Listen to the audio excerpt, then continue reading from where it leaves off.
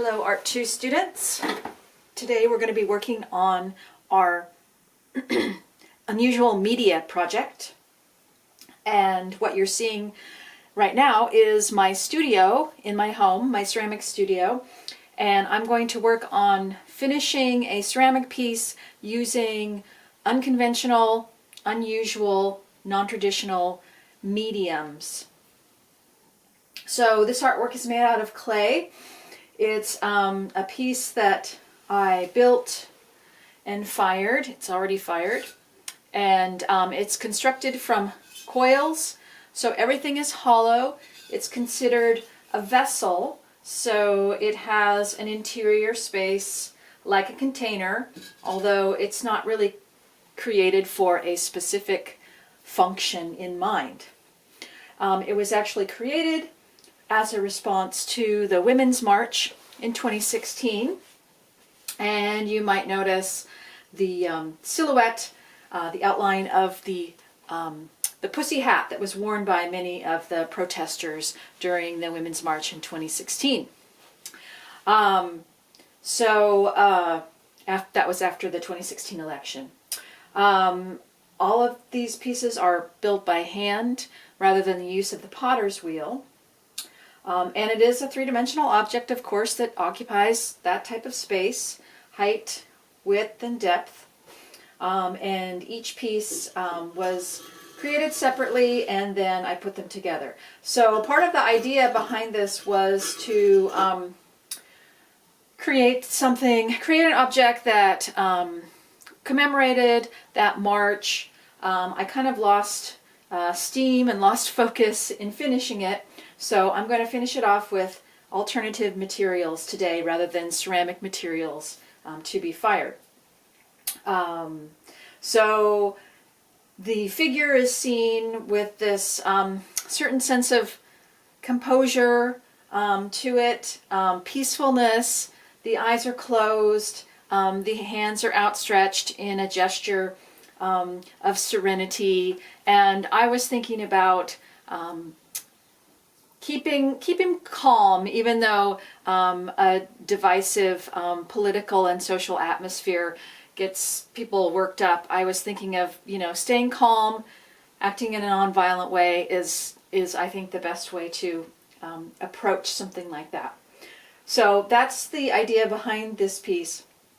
But I'm going to adapt this piece with different non-ceramic materials today, and then also with a different concept or idea in mind. So let's just take it apart now to get started, and I'll set some of these pieces off to the side.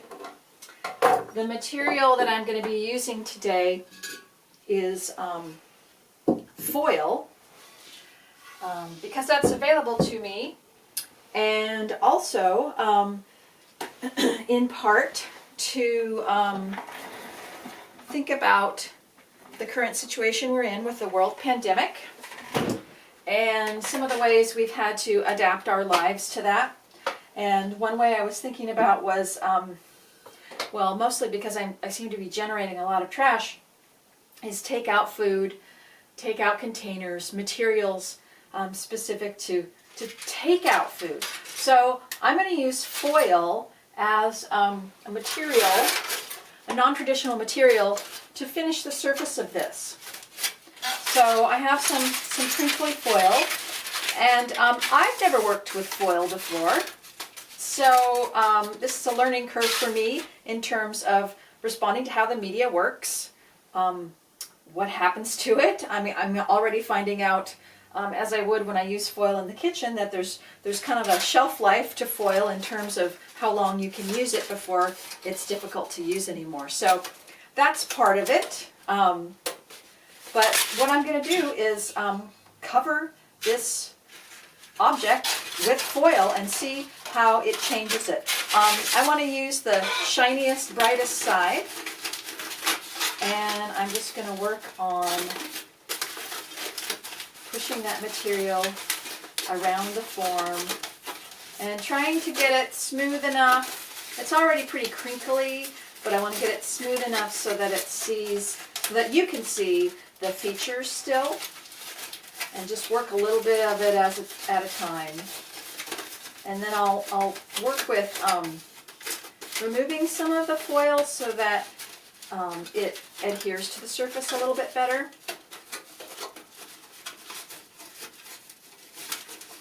And I'm just using my fingers. Perhaps there's a tool that would be better for this, but I think just using my fingers helps me define the contours of the facial features underneath. And I'm going to try and manipulate it so that it doesn't tear. And also, because I want it to be convincing that, you know, it's a covering that covers the whole thing. Kind of like, it's starting to remind me already of something different, like a chocolate Easter bunny or something like that.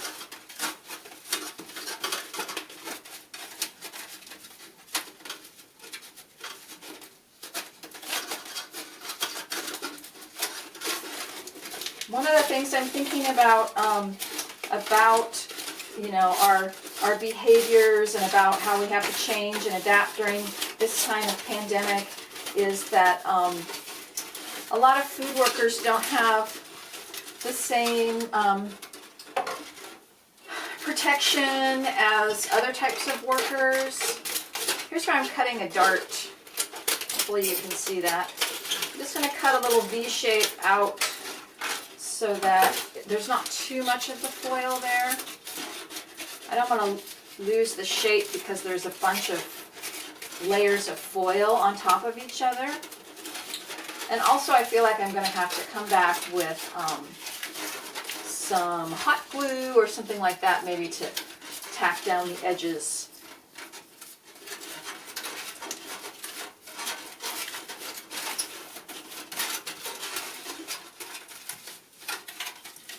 I'm also thinking that this is going to take a lot longer than I anticipated. So leave yourself enough time for whatever material you decide to use for this project. Okay, I'm going to cut another dart out of here so it kind of follows the rounded contour. So that was like a flat piece of foil, and I want it to go around a shape that has curved volume to it, like a curvature, so you have to remove some of the material.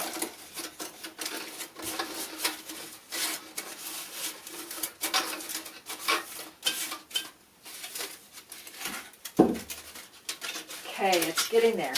So I'm going to work around the chin.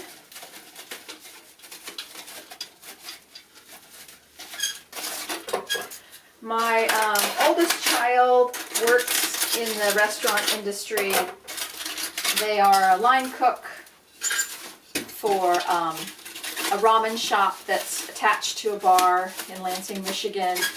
And they can't work right now just because it's too dangerous to do so, and their employer can't afford to keep on paying them because there's no business. They're not doing takeout or anything like that, or curbside.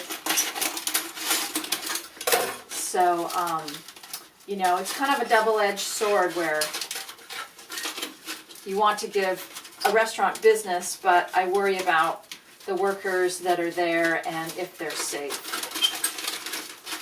And restaurants are just one of those industries and types of businesses that have that same kind of idea where is it safe enough for them to work. So takeout foil maybe becomes a material that is charged with all of those social questions that we have right now during the pandemic.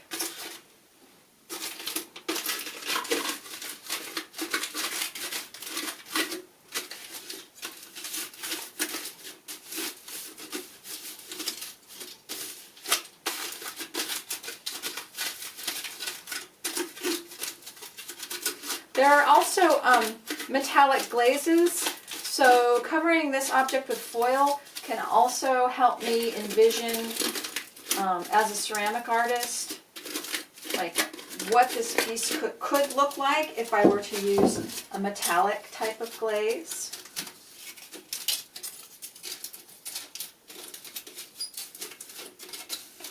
Yeah, I'm going to have to do a little patch right here for this piece because it's already cracked. So there's definitely a learning curve with this material. I've never used foil before. Okay, let me just get this piece on the back real quick, and I'll tell you about my plans for the rest of the vessel. So the hands and the arms are going to be covered in foil as well, but the body of the vessel, the white part that you're seeing, I am going to handle that in a different way, because I want to keep visually the head and the arms distinct, visually distinct from the vessel part. And so I'm going to work in, say, the tradition of classical Greek pottery or even contemporary pottery, with working by putting an image onto the surface. And the material that I'm going to use for paint is ketchup. And I thought ketchup would be a fitting material in that same vein as the foil from takeout. I didn't actually have any ketchup packages. I had a little bit of duck sauce from Chinese takeout from who knows how long in the back of my refrigerator, but that really didn't have good coloration to it. The ketchup was more noticeable, showed up better. Okay, so I'm going to have to work with some glue, tacking this down, but I'll just put it up there for now so you can see how the feeling and the impact of the vessel, of the figure, has changed. The features are more obscure now because they're covered. So it's a little bit different feeling to it.